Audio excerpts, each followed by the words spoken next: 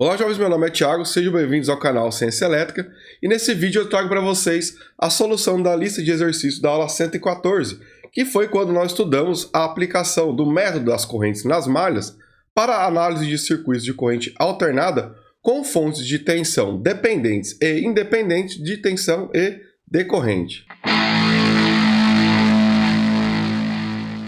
Bom, caso você não tenha feito essa lista de exercícios ainda, o link para a aula 114 está na descrição desse vídeo.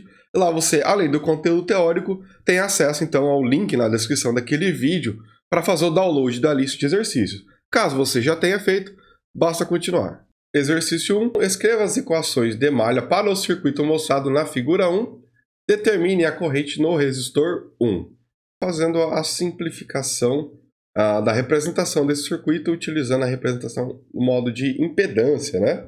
Nós temos o XLR1 em série, virando a impedância Z1, Z2 é apenas o resistor R2, e Z3 nós temos a reatância capacitiva ali, então, tá, pessoal?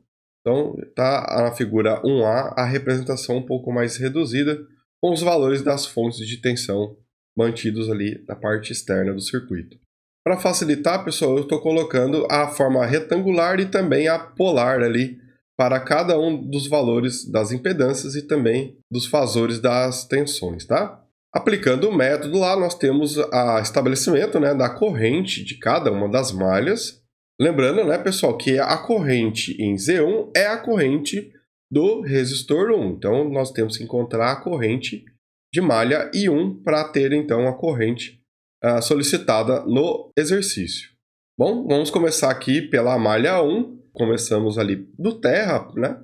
Indo do polo negativo para o positivo, nós temos uma elevação de potencial E1, depois uma queda de potencial em Z1, então menos I1, Z1, e depois uma queda de tensão em Z2, ali representado pela impedância, que multiplica a diferença entre as correntes I1 e I2, uma vez que I1 e I2 que passam por Z2 têm sentidos opostos, né? E ainda nós temos ali a tensão E2 indo do positivo para o negativo no sentido horário da análise da malha 1. Repita o procedimento, então, para a malha 2. Começando ali, então, pela fonte E2, temos uma elevação de potencial, uma queda de potencial em Z2, tá? Assim como foi feito na malha 1, só que agora é I2 contra I1, né? E depois nós temos a queda de potencial em Z3. E para fechar essa malha, ainda nós temos ali mais a tensão da fonte E3 indo do positivo para o negativo, né? Fechou tudo isso igual a zero. Observe nas equações da malha 1 e 2, quando na malha 1 nós estamos fazendo I1 menos I2, porque nós estamos olhando da malha 1. Já na malha 2, nós temos Z2 que multiplica I2 menos I1, já que a nossa referência de análise agora é a malha 2, tá? Então, bastante cuidado aí com as correntes em sentidos opostos nesse tipo de técnica, né? Então, distribuindo ali Z2 nas correntes I1 e I2 para as duas malhas, nós temos essa representação das equações, né? E nós podemos agora fazer o agrupamento dos termos dependentes da corrente I1, no começo aqui de cada uma das equações, depois I2, e como o termo independente são as fontes de tensão, vai para o outro lado da igualdade nas duas malhas, né?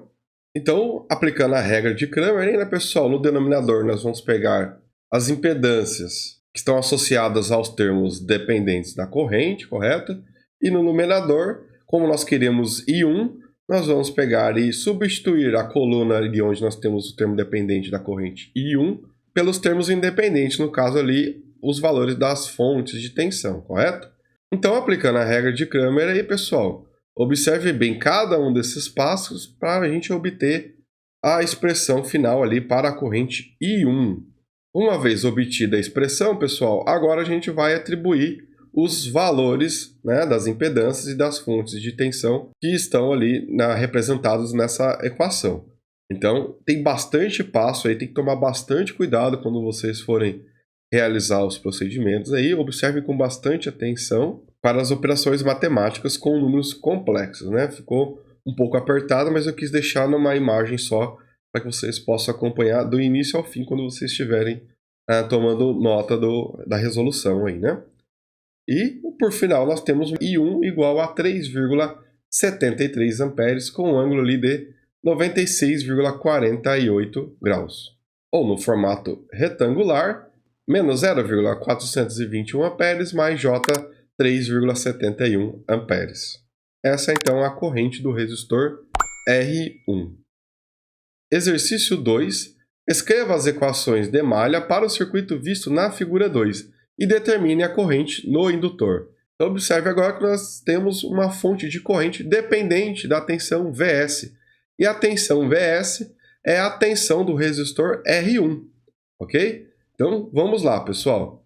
Então, substituindo aí o resistor pela impedância Z1, né, e Z2 representando o resistor R2 em série com a reatância indutiva, correto? Vamos agora aplicar as correntes em cada uma dessas malhas. Então, observe com bastante atenção que foi utilizado o sentido horário mais uma vez, correto? Manter o padrão. Para a malha 1, pessoal, observe que nós temos uma queda de tensão Z1 que multiplica a diferença entre as correntes I1 e I2, né? Estão em sentidos opostos em Z1. Como estamos olhando a malha 1, então é I1 menos I2. Apenas isso na malha 1. Na malha 2, nós temos ali uma queda de tensão em Z1 mais uma vez, só que agora partindo da análise da malha 2. Então, Z1 que multiplica I2 menos I1. Mais a tensão ali da fonte independente, correto? A fonte E. E a fonte independente de corrente ali, pessoal, considere ela como um circuito aberto, correto? Então, nós estamos utilizando a supermalha, no caso ali, para a fonte I2. E nós temos ali a queda de tensão na impedância Z2, que é percorrida ali pela corrente I3. Observe, pessoal, que a fonte de corrente dependente, ela foi ignorada, ou seja, foi considerado que ela não existe ali, circuito aberto. Isso porque nós fizemos, então, a aplicação da técnica da supermalha que nós vimos na aula 114, correto? Mas agora, voltando à fonte dependente para o lugar dela, nós temos que, aplicando a lei de Kirchhoff para as correntes, ela será 0,1 vezes Vs, que é igual a I3 menos I2, certo? É uma fonte de corrente, nós estamos observando, então, lei de Kirchhoff para as correntes naquele nó, a parte de cima ali da fonte de corrente dependente. Mas observe quem é Vs, pessoal. Vs nada mais é do que a tensão da fonte E a queda de tensão na impedância Z2, de acordo com o sentido da corrente estabelecido, né? Então, leve sempre em consideração a polaridade que a gente atribuiu inicialmente. Então, aplicando a lei de Kirchhoff para as tensões, nós temos uma equação que representa o valor de Vs. Porque a gente tem que tirar aquele Vs da malha 3, pois Vs não é uma fonte, né? E nós estamos utilizando a técnica das correntes das malhas. Então, fazendo a distribuição ali da impedância Z1 nas malhas 1 e 2, e ainda substituindo na malha 3 Vs, de acordo com a lei de Kirchhoff para as tensões que nós acabamos de aplicar ali, nós temos as seguintes expressões para as malhas 1, 2 e 3, tá? Então, na malha 1 e 2, apenas fizemos a distribuição ali de Z1, e na malha 3, substituímos Vs por E2 menos Z1 vezes I3. Então, há muito cuidado com essas etapas aí, tá, pessoal?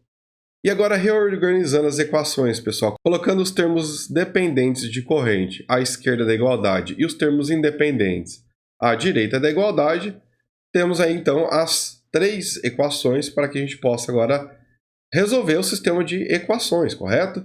Então, vamos lá. Bom, como a corrente do indutor é a corrente em Z2, ou a corrente da malha 3, né? O I3, vamos começar então colocando no denominador aqui para a aplicação da regra de Cramer, as impedâncias aqui considerando os termos dependentes de corrente, correto? E no numerador, nós vamos substituir a coluna 3, uma vez que nós estamos procurando o valor de I3, né? Então vai na coluna que tem a corrente I3 ali, né? Aplica-se, então, a regra de Cramer, correto? Faz as multiplicações cruzadas ali. Então, observe ali os passos que foram dados para termos ali que I3 é igual a tensão dividido por Z2. Ficou bastante reduzido aí a expressão, né? E atribuindo os valores, nós temos I3 igual a 1,387 mA, com ângulo de menos 56,31 graus, e no formato retangular, como 769,4 microampere, menos J 1,154 mA. Lembrando que a corrente, então, do indutor é a própria corrente da malha 3, I3, né? Bom, jovens, eu espero que vocês tenham acertado aí todos os exercícios. Deixe um comentário aí dizendo como foi a tua performance na solução, se teve alguma dificuldade em algum ponto específico, né? E também verifique o seu like, né? Deixe seu like caso tenha gostado desse vídeo, né? E até a próxima aula. Forte abraço!